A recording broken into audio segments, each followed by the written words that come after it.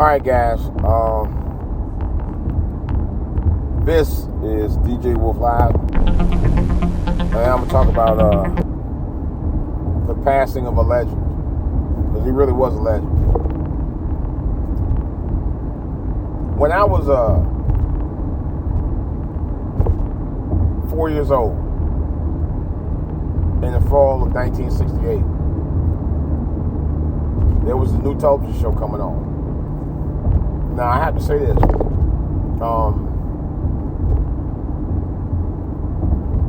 ABC was my favorite TV network as a young child. Not the three. It was my favorite answer, my favorite shows on there. Anyway, let me go ahead and talk about this. It was a new show that came out at the time. And I'm a little, freshman kid at the time anyway, of the age of 4. And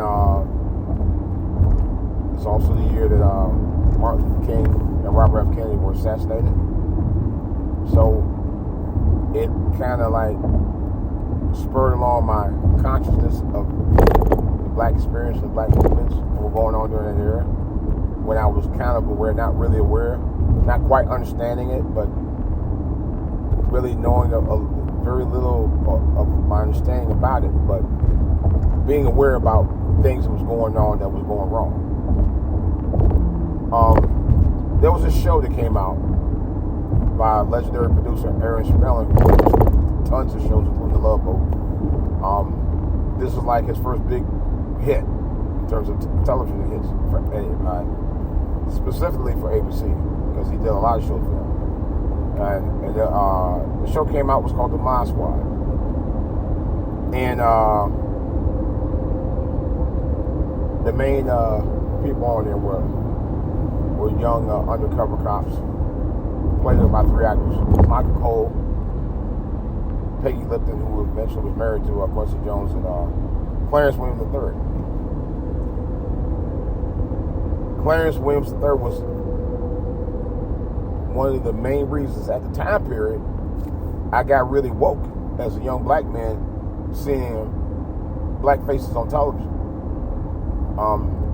For me, my biggest influences was Sammy Davis Jr., Nat King Cole, and Bill Cosby, because they all did, had been on television before, all had television shows at the time. Bill Cosby was like the mainstay. He was like the main one. He was on television a lot. But nevertheless, for me, the type of show that the Mod Squad was, and Clarence Williams' character Lincoln, was a take no shit attitude, so to speak, especially for that time of television, and because you didn't really see much of that, but you did on the small screen, especially because he was kind of like slightly militant, but nevertheless, it was kind of considered controversial a little bit. It was. They talked about some hard subjects on there at the time,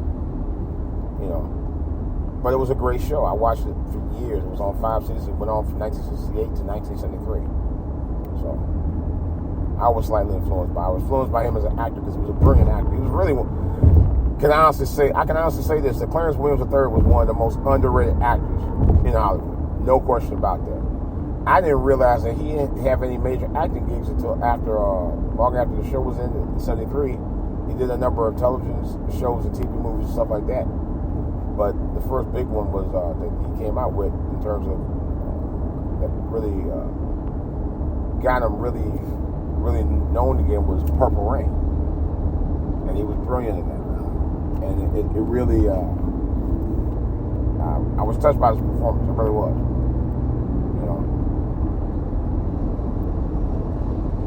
But nevertheless, actor Clarence Williams III, who I think is one of the most, I've always said it was one of the most underrated actors in Hollywood.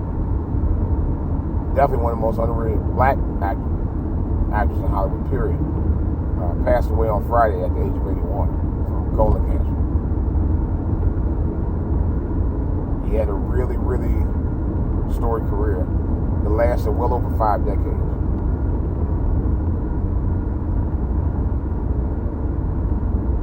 And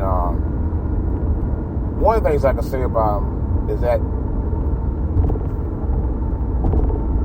he always stayed true to who he was in his character. In other words, you know that was him playing the character, but you can see that was him always being who he was in those roles. I didn't realize that he was in both I'm Gonna Get You Sucker and Half-Baked, which are two of my favorite films. He's brilliant, both of them. And I knew he was in Tales from the Hood. He was a breakout star in Tales from the Hood. But he was that kind of guy. He was that kind of actor, man. He just played it straight out, no chasing. That's every role I've ever seen, man. So, wow. My heart goes out to the family of Clarence Williams III. He was a brilliant actor. He kept it real, man, on the screen. I don't know how he was off screen, but on screen he was brilliant. I think he was brilliant. And again, one of the most underrated actors of all of Hollywood, as far as I'm concerned. True legend, will miss. I'm out.